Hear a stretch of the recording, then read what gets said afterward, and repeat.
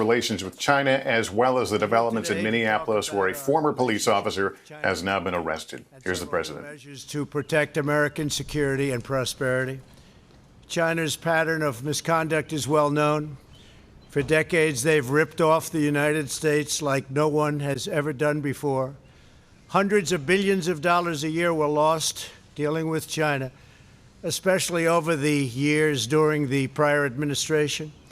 China raided our factories, offshored our jobs, gutted our industries, stole our intellectual property, and violated their commitments under the World Trade Organization. To make matters worse, they are considered a developing nation, getting all sorts of benefits that others, including the United States, are not entitled to. But I have never solely blamed China for this.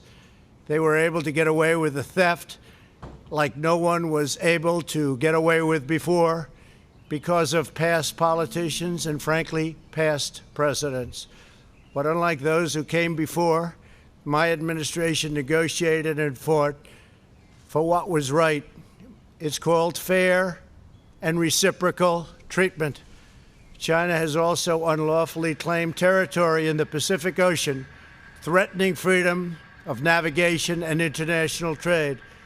And they broke their word to the world on ensuring the autonomy of Hong Kong.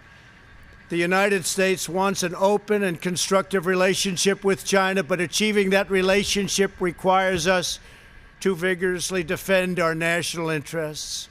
The Chinese government has continually violated its promises to us and so many other nations. These plain facts cannot be overlooked or swept aside. The world is now suffering as a result of the malfeasance of the Chinese government.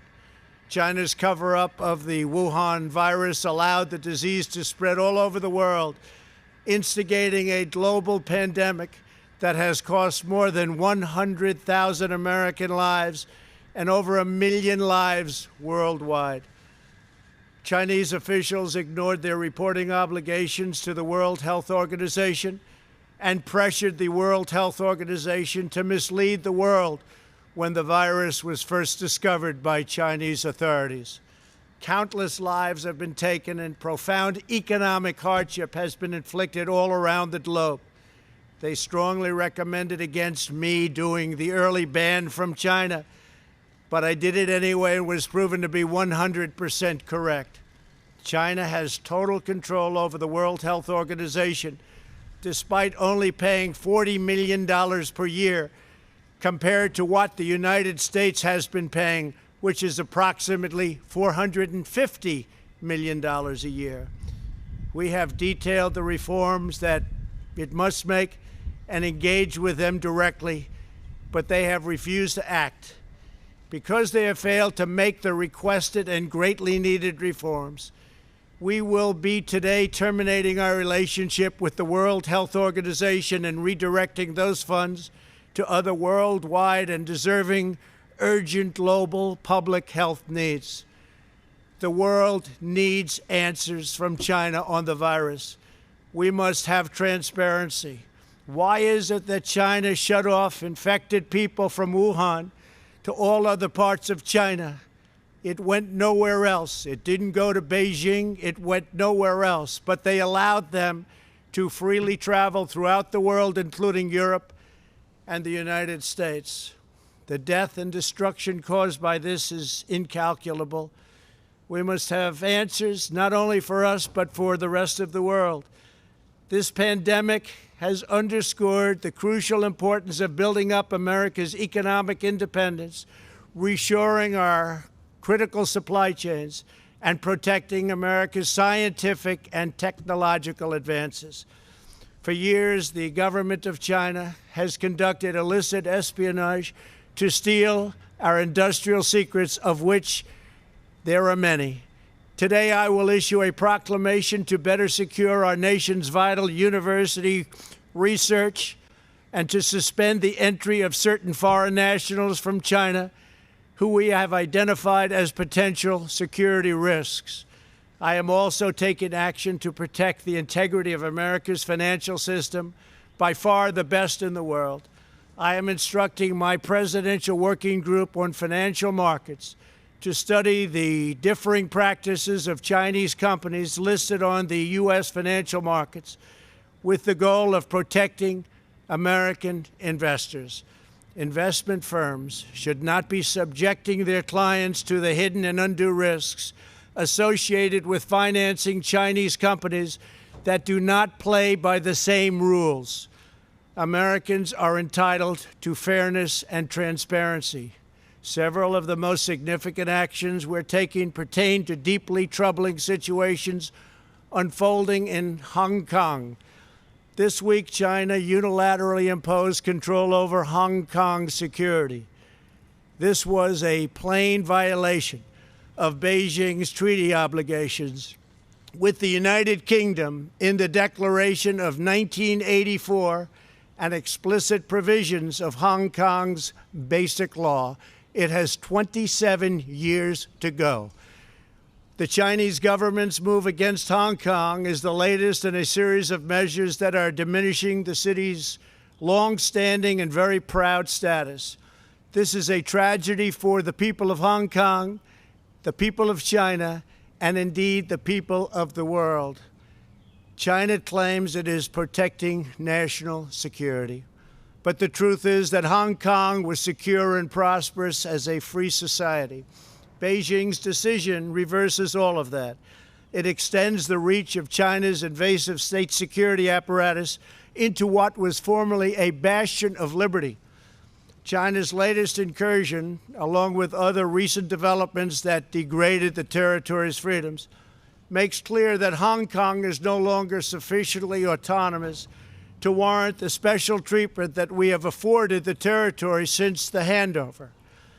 China has replaced its promised formula of one country, two systems with one country, one system. Therefore, I am directing my administration to begin the process of eliminating policy exemptions that give Hong Kong different and special treatment.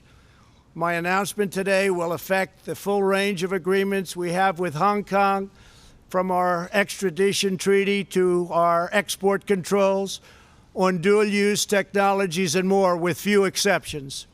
We will be revising the State Department's travel advisory for Hong Kong to reflect the increased danger of surveillance and punishment by the Chinese state security apparatus. We will take action to revoke Hong Kong's preferential treatment as a separate customs and travel territory from the rest of China.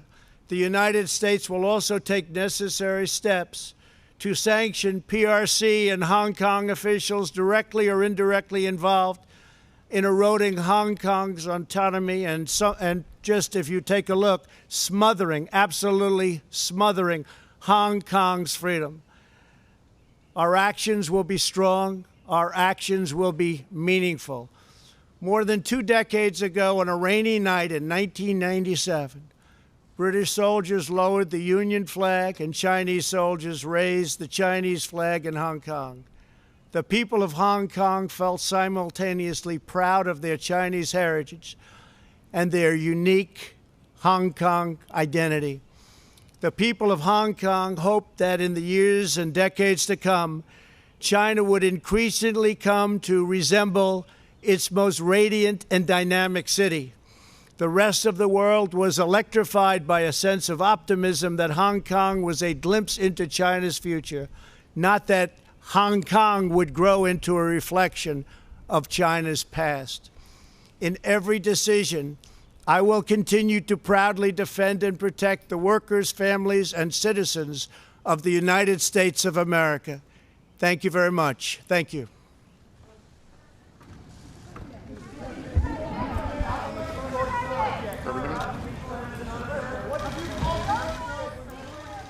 Not a news conference as billed, but a statement from President Trump taking a number of actions against China over a number of issues, including the spread of the COVID virus. But certainly the president making decisions here based on China's recent moves to incorporate Hong Kong under its blanket of authority. Let's go to Kristen Welker right now with a little bit more about what we heard from the president. Kristen? cracking down on China, Lester, and also announcing that the United States will pull out of the WHO. The backdrop of these actions are the fact that President Trump blames China for not being more transparent, he would argue, and really there's bipartisan agreement about that in the early stages of the coronavirus pandemic. But it was striking to see President Trump flanked by a number of his top officials and not address the American city that is currently in crisis, Minneapolis, in the wake of the death of George Floyd, in the wake of what we just heard, that now murder charges are going to be brought against the officer responsible for, accused of taking his life.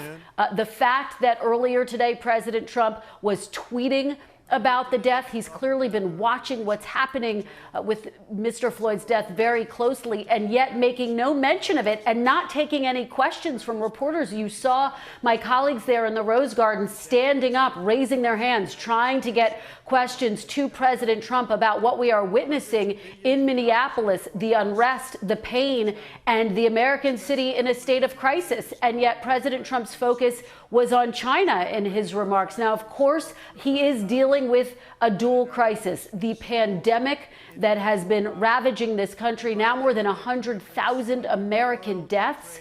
And this new crisis, this race crisis that we are witnessing unfold. And so this is a real leadership test for this president. We know that his chief rival, Democrat and former Vice President Joe Biden, has spoken to the family of George Floyd. We know that he's going to be talking to our Craig Melvin about that a little bit later on today. And he has spoken out about Mr. Floyd. We have yet to hear fulsome remarks from President Trump about what happened in Minneapolis and what he plans to do about it. We know that he did urge his attorney general to expedite the investigation, but still, what, if any, federal response can we expect to see that the riots, about the riots that we all witnessed, those tragic scenes unfolding in Minneapolis overnight, Lester? That remains a key question, and undoubtedly my colleagues at the White House are going to continue to try to get those answers today, Lester. Yeah, absolutely extraordinary that he did not bring up the events in Minneapolis, and the country needs some healing words. The president, as you noted, remaining solely on the topic of China. Let's go to Andrea Mitchell right now. Andrea, we were talking about this a bit earlier, about this issue of leadership. What are your takeaways from what we just heard? Well, it's extraordinary in that despite all of China's bad behavior, the acknowledged bad behavior, not only on Wuhan, but on years and years of cyber hacking and other kinds of aggressions in the South China Sea. There's been plenty of evidence of that. But now you have the two great superpowers, the only two remaining economic superpowers, the U.S. and China coming up behind, and now what the Chinese have called a new Cold War. This is a frightening development on the world stage for these issues not to be resolved through diplomacy, for this president who as recently as January was praising President Xi, January and February, for his handling of the pandemic. So he went overboard in one direction at the same time that he was negotiating a trade deal, and now he's cracking down on China and getting out of the World Health Organization. We were the leader of the World Health Organization, which is not only about this COVID virus, but is about malaria, TB, HIV, AIDS, polio, tuberculosis. The support for the World Health Organization and our leadership there has been, in decades, we helped found it. And for us to now get out of it and take all of our money away and not have participated in their last big meeting on COVID-19 in London, we were the only great power world leaders not participating, is extraordinary. Also citing the fact that he's going to stop the visas for graduate students from China. These are among the most valuable, intellectually valuable, and also tuition-paying, full tuition-paying graduate students in the United States. The American Association of University Presidents is very much against this. The Chamber of Commerce is very much against this. So there is bipartisan support. This will be popular politically, but it also opens a big economic gap. And he's also threatening Chinese investors, Chinese companies on American exchanges. This is a major step. It is major. All right, Andrea Mitchell, thank you. A statement from President Trump on relations with China, not a news conference, as we were led to believe. No questions answered, no statement from the president on the events in Minnesota, where a former police officer has now been charged with murder in the death of an African-American man, George Floyd, while he was in police custody on Monday. We'll have full details coming up later on NBC Nightly News. For now, I'm Lester Holt, NBC News, New York. Good day.